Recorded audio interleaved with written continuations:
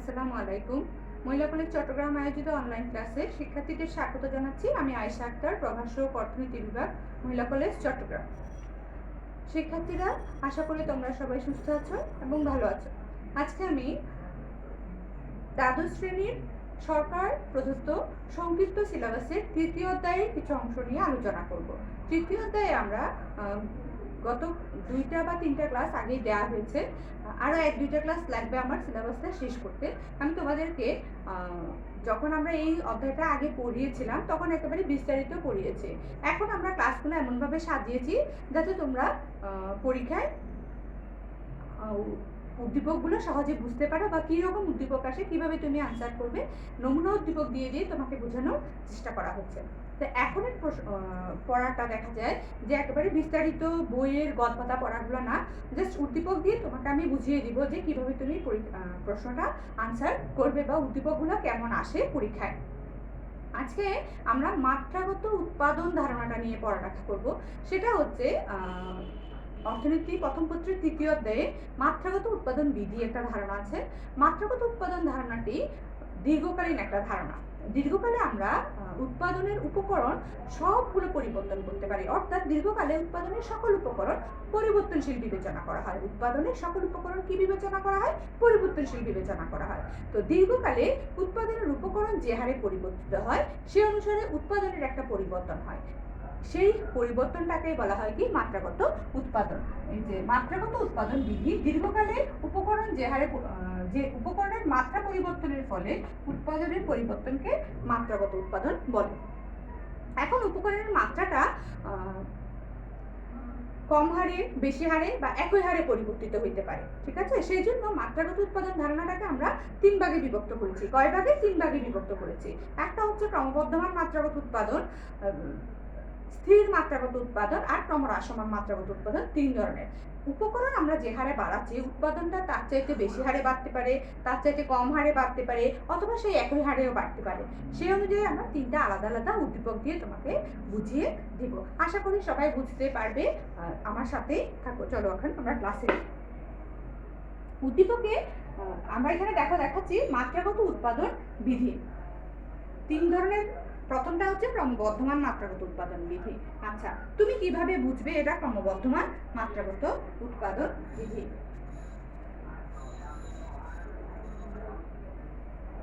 আচ্ছা, দেখো এখানে আমরা শ্রমের পরিমাণ, মূলধনের পরিমাণ, মোট উৎপাদন দেখিয়েছি, ঠিক আছে? এখন তুমি কিভাবে বুঝবে যে এটি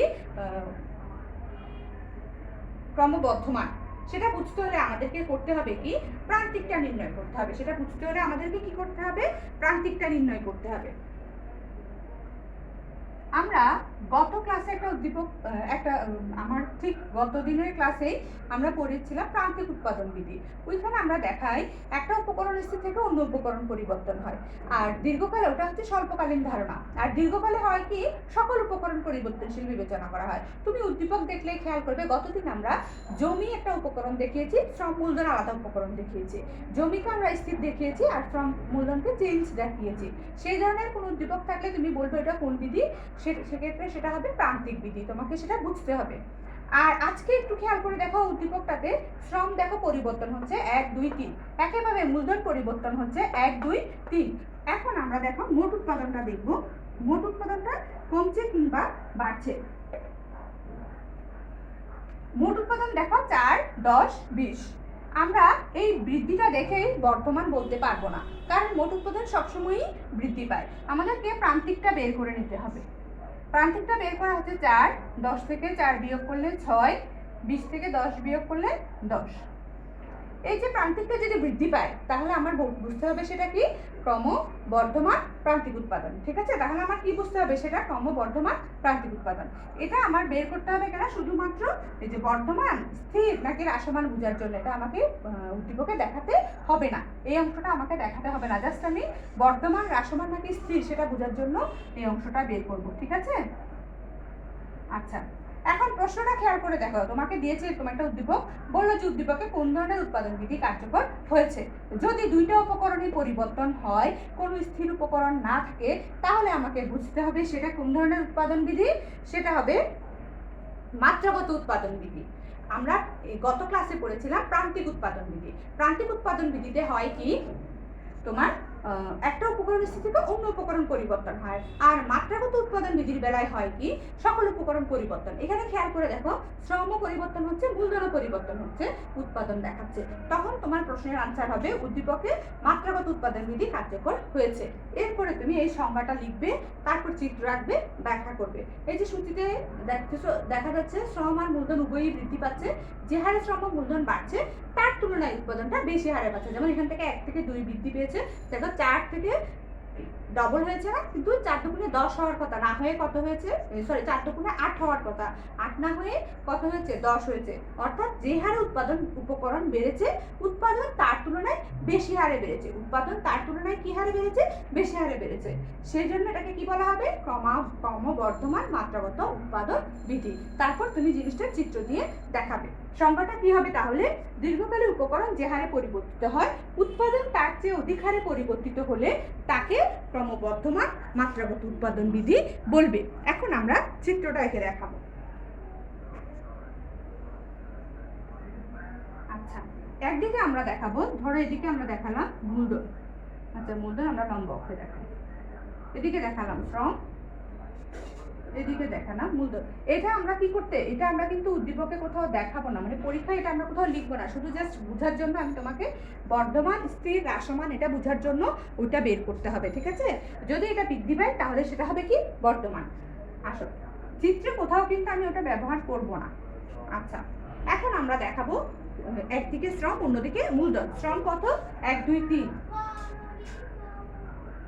মূলধনও 1 2 3।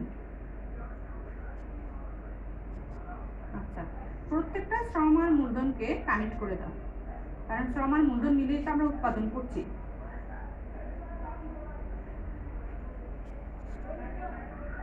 সেইখানে আমরা উৎপাদন রেখাটা আঁকবো।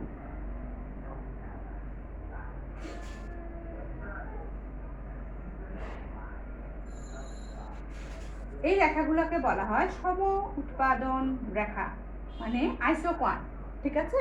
এই রেখাগুলোতে কি হয়, উৎপাদনটা দেখাবো। দেখো, এক একক শ্রম, 1 একক মূলধন, উৎপাদন কত, 4। 2 একক শ্রম, 2 একক মূলধন, উৎপাদন কত, 10। 3 একক শ্রম, 3 একক মূলধন, উৎপাদন কত, 20। এই হচ্ছে আমাদের মাত্রাগত উৎপাদনের ক্রমবর্ধমান মাত্রাগত উৎপাদনটা, ঠিক আছে? দেখো এখানে লক্ষণীয় যে চিত্রে আমরা শ্রম দেখাচ্ছি, আর লম্বকে, চিত্রে ভূমি অক্ষে আমরা শ্রম নিয়োগের পরিমাণ, লম্বকে মূলধন নিয়োগের পরিমাণ দেখাচ্ছি। এখানে লক্ষণীয় যে শ্রম আর মূলধন নিয়োগ যে হারে বৃদ্ধি পাচ্ছে, উৎপাদন তার চাইতে বেশি হারে বৃদ্ধি পাচ্ছে, যা ক্রমবর্ধমান মাত্রাগত উৎপাদনকে নির্দেশ করছে। একইভাবে আসো আমরা আরেকটা দেখব, স্থির বা সমানুপাতিক, ঠিক আছে? স্থির মাত্রাগত উৎপাদন বিধি। তখন এই সংজ্ঞাটা হবে, দীর্ঘকালীন উপকরণ যে হারে পরিবর্তিত হয়, উৎপাদন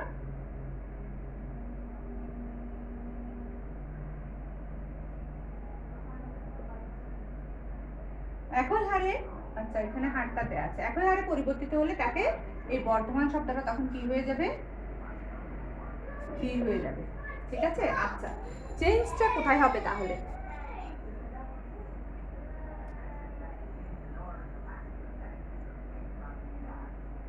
30 40 60। আচ্ছা, এখন আমি স্থির কিভাবে বুঝবো, এখানে কিন্তু দেখে বোঝা যাচ্ছে না স্থির। হ্যাঁ, আমাকে অবশ্যই অ্যান্টিটা বের করে নিতে হবে। 20 40 থেকে 20 গেলে 20, 60 থেকে 20 গেলে 20। দেখো প্রতিবারই একই রকম প্রান্তিক উৎপাদন আসছে, তখন আমাকে বুঝে নিতে হবে এটা কি ধরনের। আমি কিন্তু শ্রম ও মূলধন নিয়োগ চেঞ্জ করি নাই, আমার প্রশ্ন একই আছে, একটু খেয়াল করো, আমার প্রশ্নও কিন্তু একই আছে। আমি প্রশ্ন করেছি উদ্দীপকে কোন ধরনের উৎপাদন বিধি কার্যকর হয়েছে ব্যাখ্যা করো, আমার কিন্তু শুধু উদ্দীপকটা চেঞ্জ হয়েছে।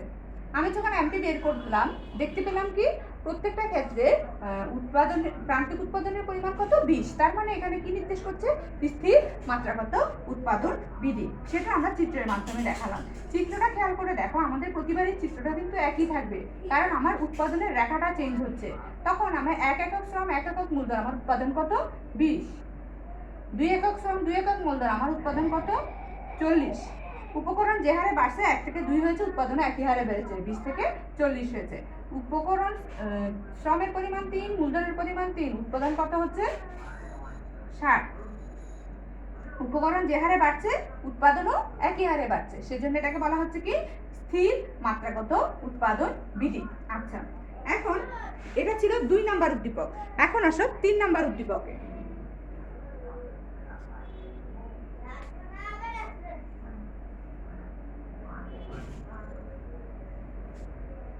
প্রশ্নটা এটাই, ঠিক আছে, প্রশ্নটা এটাই।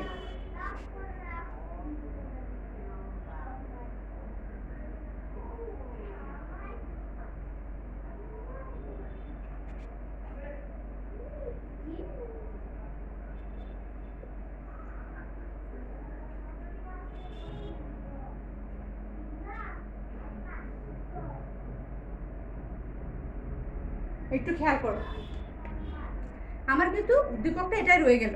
এখন আমি জাস্ট উদ্দীপকটা একটু চেঞ্জ করলাম। আমার শ্রম ও মূলধন নিয়োগ একই আছে। হ্যাঁ, আমি শ্রম ও মূলধন নিয়োগ করছি। দেখো, শ্রমের পরিমাণ 1, 2, 3, মূলধনের পরিমাণ 1, 2, 3, উৎপাদন 20, 30, 35। এখন এটা কি রাশমান? তোমাকে বলেছে উদ্দীপকে কোন ধরনের বিধি কার্যকর হয়েছে ব্যাখ্যা করো। এটা কোন বিধি সেটা বের করতে হলে দুইটা জিনিস তোমাকে লক্ষ্য করতে হবে। প্রথম জিনিসটা হচ্ছে এখানে শ্রমের পরিমাণ মূলধনের পরিমাণের মধ্যে কেউ স্থির আছে কিনা। যদি সবাই পরিবর্তনশীল হয় তাহলে আমাকে বুঝতে হবে এটা কোন বিধি, মাত্রাগত। এখন মাত্রাগত তো 3 ধরনের বিধি আছে। মাত্রাগত কোন বিধি সেটা বের করার জন্য আমাকে করতে হবে এমপিটা বের করতে হবে। আসলে আমি এখন এমপিটা বের করব। এমপি দেখো 20, 30 থেকে 20 গেলে 10, 35 থেকে 30 গেলে 5। এমপিটা হ্রাস পাচ্ছে না। প্রথম আমার এমপি ছিল কত, 4, 6, 10। দ্বিতীয় এমপি কত ছিল আমার, 20, 20, 20। 3 নম্বর এমপি কত দেখো, 20, 10, 5। যদি এমপিটা এরকম বৃদ্ধি পায় তাহলে বুঝতে হবে সেটা কি ক্রমবর্ধমান। যদি এমপিটা এরকম স্থির থাকে তাহলে বুঝতে হবে সেটা কি স্থির বা সমানুপাতিক। আর যদি এমপিটা এরকম হ্রাস পায় তাহলে বুঝতে হবে কি হ্রাসমান। ঠিক আছে। আচ্ছা, আর যদি শ্রম আর মূলধন উভয়ই পরিবর্তন হয় বুঝতে হবে কি মাত্রাগত বিধি। ঠিক আছে, তাহলে এটা কোন বিধি, মাত্রাগত। মাত্রাগত কোনটা, হ্রাসমান। তাহলে কোন বিধি দাঁড়াচ্ছে, উদ্দীপকে ক্রমহ্রাসমান মাত্রাগত উৎপাদন বিধি নির্দেশ করা হয়েছে। এখন আমরা ক্রমহ্রাসমান মাত্রাগত উৎপাদন বিধির চিত্রের সাহায্যে দেখাবো। চিত্রটা কিন্তু একই থাকবে, কোনো পরিবর্তন হবে না। আমরা 1, 2, 3 শ্রম দেখালাম, 1, 2, 3 মূলধন দেখালাম। ঠিক আছে, এখন এগুলো হচ্ছে আইসোকোয়ান রেখা, অর্থাৎ এখানে এই 1 একক শ্রম 1 একক মূলধন দিয়ে একই পরিমাণ উৎপাদন প্রতিটা ইয়েতে। ঠিক আছে, এখন আমরা 1 একক শ্রম 1 একক মূলধন উৎপাদন কত, 20। 2 একক শ্রম 2 একক মূলধন উৎপাদন কত, 30। 3 একক শ্রম 3 একক মূলধন উৎপাদন কত, 35। জাস্ট এই সংখ্যাটা বদলাই দিব, চিত্রটা একই থাকে। ঠিক আছে। আচ্ছা, তাহলে এটা কোন ধরনের বিধি দাঁড়াচ্ছে, ক্রমহ্রাসমান মাত্রাগত উৎপাদন বিধি দাঁড়াচ্ছে। এই ছিল আজকে আমাদের উদ্দীপক বা পড়া। এই টপিকটা নিয়ে বোর্ডে বেশিরভাগ সময় এমসিকিউ প্রশ্ন হয়। এই টপিকটার উপরে বোর্ডে বেশিরভাগ সময় এমসিকিউ প্রশ্ন আসে। আমি তোমাদেরকে বলবো তোমরা একটু বিভিন্ন বোর্ডের এমসিকিউ প্রশ্নগুলো নিয়ে একটু দেখবে। এমসিকিউ প্রশ্নগুলো যদি উদ্দীপক আসেও দেখা যায় প্রান্তিকের সাথে মাত্রাগত মিক্স করে দেয়, অর্থাৎ তোমাকে একটা প্রান্তিকের এবং একটা উদ্দীপক আমি দেখাই তাহলে বুঝতে সুবিধা হবে। আচ্ছা, এখানে দেখো আমরা দুইটা উৎপাদন প্রতিষ্ঠানের সূচি দিয়েছি, একটা এ উৎপাদনকারী একটা বি উৎপাদনকারী। তোমাকে আমি প্রশ্ন দিলাম এ ও বি উৎপাদনকারীর ক্ষেত্রে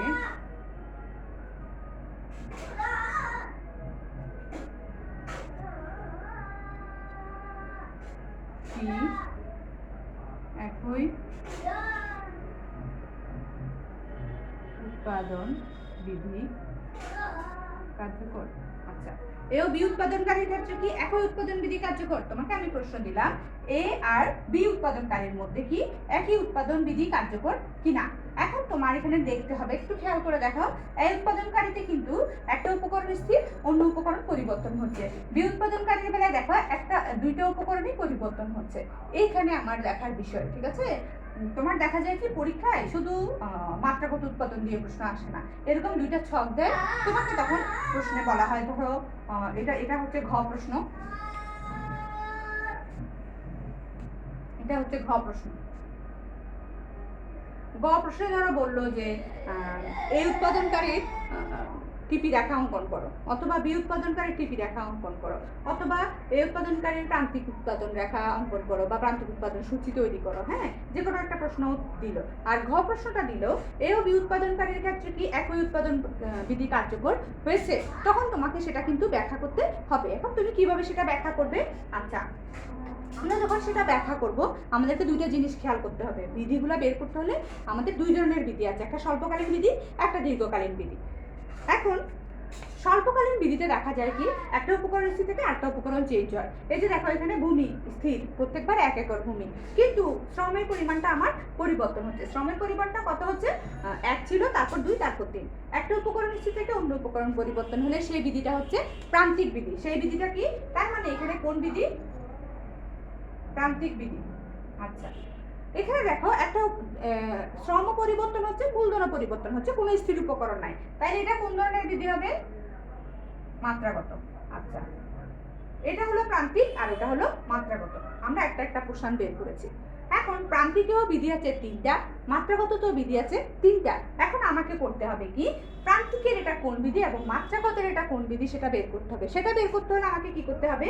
এই যে মোট উৎপাদন থেকে প্রান্তিক উৎপাদন বের করতে হবে, তাহলে আমি কোন বিধি বুঝতে পারবো। এখানে দেখো প্রান্তিকটা কত হবে?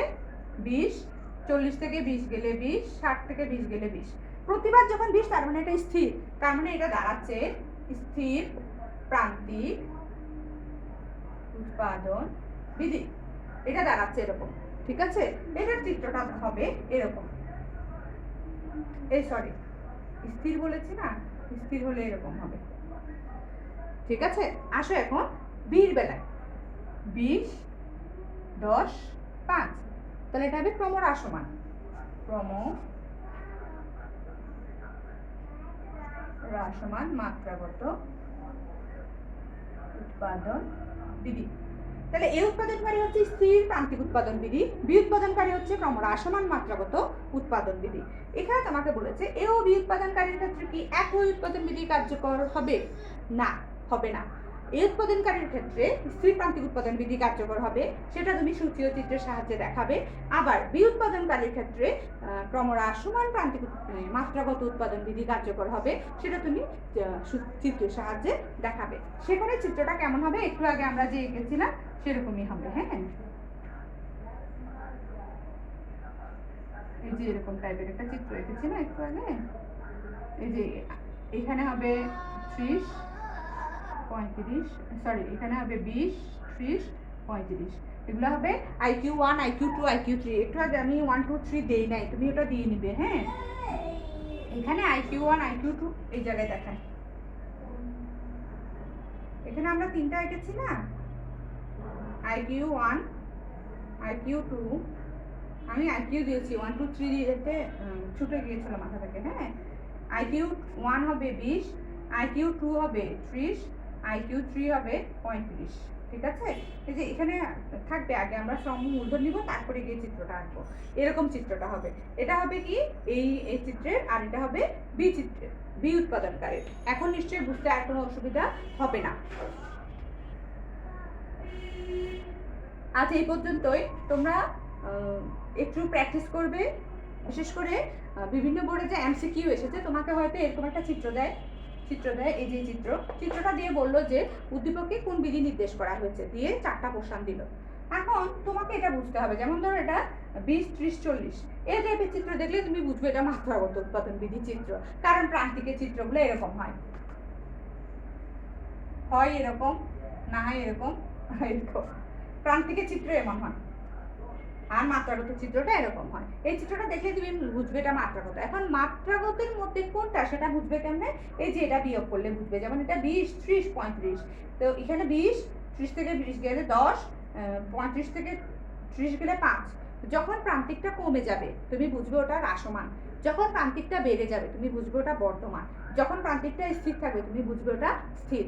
তো তুমি কি করবে? MCQ গুলো একটু প্র্যাকটিস করবে, কারণ এই প্রশ্ন থেকে বেশিরভাগ সময় বোর্ডে MCQ প্রশ্ন হয়েছে। আজ এই পর্যন্তই। সুস্থ থাকবে, ভালো থাকবে, নিজের এবং পরিবারের যত্ন নেবে। আল্লাহ হাফেজ।